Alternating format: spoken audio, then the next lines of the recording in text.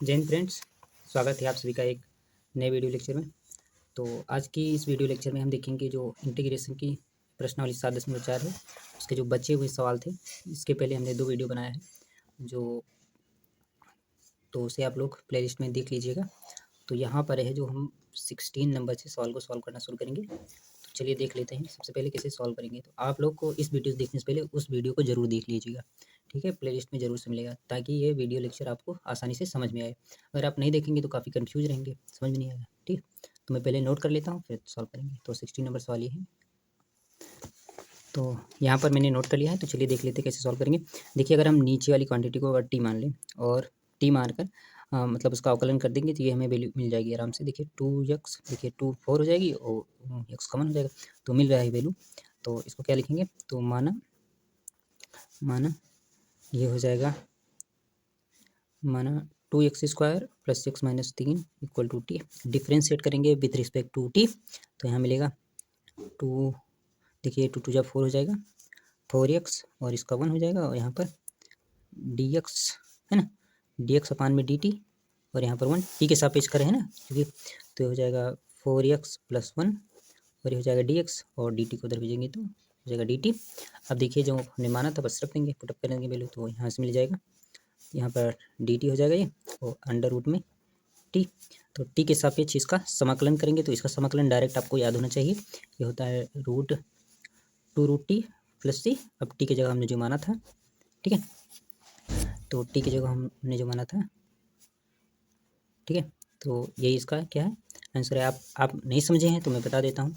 अगर ऐसा हो तो इसको लिख सकते हैं dt, ठीक है, ये ऊपर जाएगा, ठीक है, तो dt को भी ऐसा लिख सकते हैं t की पावर 1/2, और ये ऊपर जाएगा तो ये माइनस में हो जाएगा t की पावर माइनस 1/2 dt, और इसका समाकलन कर लेंगे तो ये हो जाएगा t की पावर माइनस 1/2 प्लस 1, ऐसे माइनस 2 प्लस 1 प्लस c। तो इसका जब करेंगे तो t की पावर 1/2 बचेगा, है ना, एक में आधा घटाएंगे और यहाँ से 1/2 2 ऊपर चला जाता है, तो और इसको फिर से चेंज कर देते हैं, है ना। तो ये डायरेक्ट हमने जो यूज़ किया है, 2-3 स्टेप कम करके आपने डायरेक्ट आप फार्म सूत्र की जैसा याद कर लीजिए। अगर रूट में है तो इसका हो जाता है 2√t, अगर यही चीज़ अगर रूट में ना होता तो लॉग हो जाता। मान लीजिए अगर ऐसा होता तो ये log t हो जाता है, ठीक है। तो आप लोग इसको छोटे छोटे फार्मूले याद कर लीजिए ताकि एग्जाम में आपको कोई प्रॉब्लम ना हो। तो चलिए देख लेते हैं 17 नंबर, फिर देखेंगे। तो 17 नंबर में पहले नोट कर लेता हूँ। तो चलिए हमने यहाँ पर नोट कर लिया है। तो सबसे पहले देखिए कि अगर ऊपर वाली क्वांटिटी मानने से कुछ बात बन रहा है कि नहीं बन रहा है। देखिए अगर नीचे वाली को मानेंगे तो ये बात नहीं बनेगा, क्योंकि 2x तो मिल जाएगा, है ना, लेकिन यहाँ से कुछ बात नहीं बनेगी। तो हम इसको क्या करेंगे, ब्रेक करेंगे थोड़ा सा। देखिए हम इस क्वांटिटी को क्या लिख सकते हैं, हम इसको तोड़ेंगे तो इसको लिख सकते हैं एक बार x के नीचे ये वाली वैल्यू, ठीक है, और dx, और एक बार 2 के नीचे, ठीक है। तो 2 को बाहर भी कर सकते हैं नेक्स्ट स्टेप में, और यहाँ से dx, ठीक है। अब इस वाली क्वांटिटी को, रूट वाली क्वांटिटी को अगर हम मान लें तो आसान हो जाएगा। तो इसको I1 मान लेते हैं और इसको I2 मान लेते हैं, ठीक है। तो ठीक, तो I1 का सबसे पहले इंटीग्रेशन देख लेते हैं, I1 का, ठीक है। तो I बराबर लिख देते हैं, बाद में इसको जोड़ लेंगे, ठीक। तो integration x dx under root में x² माइनस 1, और मान लेंगे यहाँ पर माना x² minus 1 equal to T. तो ये हो जाएगा 2x, और इसका 0 हो जाएगा, dx अपान dt, और इधर 1 मिलेगा क्योंकि टी के सापेक्ष कर रहे हैं हम अवकलन। तो यहाँ से x dx इक्वल टू मिल जाएगा 1/2 dt। सॉल्व किया हमने, तो बस जहाँ पर है x dx वहाँ पर हम 1/2 dt रखेंगे, और इसकी जगह पर √t। तो ये वैल्यू हमारी 1/2 तो बाहर ही कर लेते हैं, कांस्टेंट है, और उसके बाद यहाँ पर dt, और रूट में यहाँ पर t प्लस, मान लीजिए c तो लिखेंगे बाद में, c1 मान लीजिए i के सापेक्ष कर रहे हैं इसका, है ना, तो c1 हो जाएगा, और यहाँ से 1/2 अभी जस्ट इसका बताया था तो क्या होता है 2√t प्लस c1, ठीक है। यहाँ पर c1 नहीं, सॉरी, यहाँ पर लगेगा, तो 2 से 2 यहाँ पर कैंसिल, तो √t मिला प्लस c1। अब √2 की जगह हमने ये माना था, ठीक है, t की जगह हमने माना था रूट में वैल्यू, और यहाँ पर c1। अब इसी तरह I2 फिर वैल्यू पुटअप दोनों कर देंगे, ठीक। तो यहाँ से I2 देख लेते हैं। तो चलिए I2 क्या है, मैं सबसे पहले I2 ये है हमारा, ठीक है। तो I2 का देख लेते हैं, I2 बराबर 2 कांस्टेंट है, बाहर हो जाएगा, ये हो जाएगा dx अपान में x² माइनस 1 dx। तो इसका फार्मूला आप लोग को याद होगा, ये होता है 2 log x प्लस, और ब्रैकेट में यही चीज़, ये तो फार्मूला ही था, आप लोगों को पता होगा, प्लस C2 मान लेते हैं।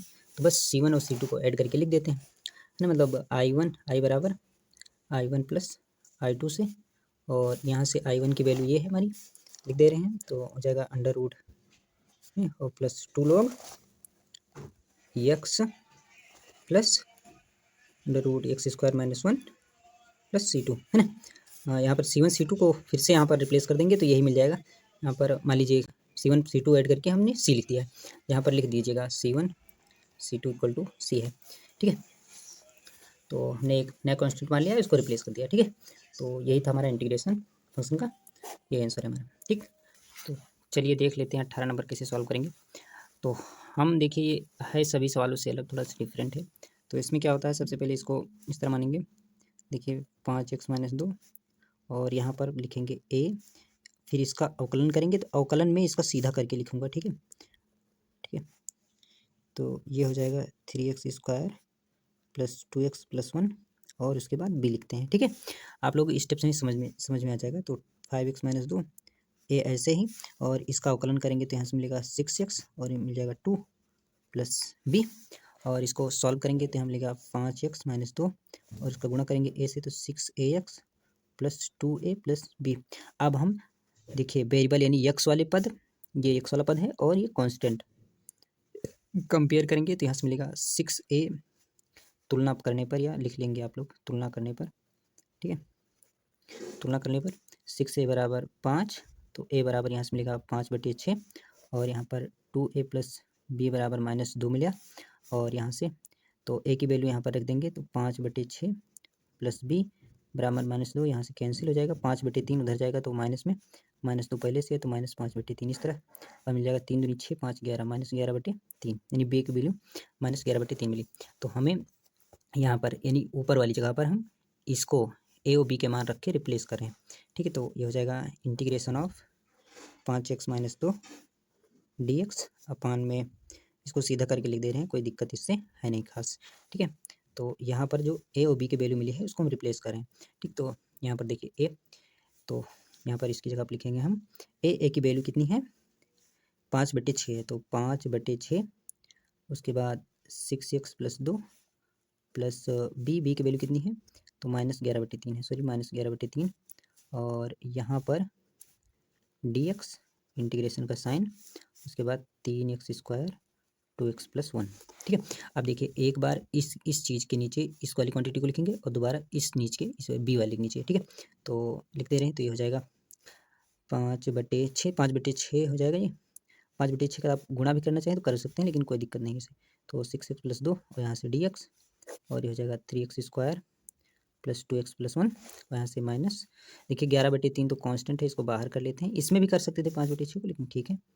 तो ये वाली वैल्यू मिलेगी 3x² प्लस 2x प्लस 1, देखिए इसको हम I1 मानेंगे और इसको I2, क्योंकि ये बड़ा है समाकलन तो इसको बारी बारी से ब्रेक करके हम करेंगे। तो I1 को सबसे पहले देख लेते हैं। तो I1 हमें मिलेगा 5/6 कांस्टेंट है, बाहर हो जाएगा 6x प्लस 2, और यहाँ से dx अपान में 3x² 2x प्लस 1, ठीक। अगर हम नीचे वाले को t मान लें तो इसका अवकलन करेंगे तो ये हमें मिल जाएगा, तो मान लेते हैं। तो चलिए माना 3x² plus 2x plus 1 equal to t। देखिए अब अवकलन वगैरह लिख लेंगे, अवकलन करने पर t के सापेक्ष, तो ये हो जाएगा 6x प्लस 2, यहाँ से dx इक्वल टू dt हो जाएगा। मैं लिख नहीं रहा हूँ, केवल बोल रहा हूँ, आप लोग लिख लीजिएगा, ठीक है। तो सोल्यूशन आपको करना है, फिलहाल वीडियो देखिए, ठीक। तो ये हो जाएगा, तो यहाँ पर ये हो जाएगा 5/6 dt हो जाएगा, इस जगह पर हम रिप्लेस करें, और ये हो जाएगा t, और समाकलन करेंगे तो ये हो जाएगा 5/6 log t प्लस C1, और यहाँ पर हम वैल्यू जो मानी थी t की रख देंगे फिर से, तो मिलेगा 3x² plus 2x plus 1 plus C1, ठीक है। तो हमें I1 की वैल्यू मिली है। अब इसी तरह I2 की वैल्यू भी सॉल्व कर लेंगे।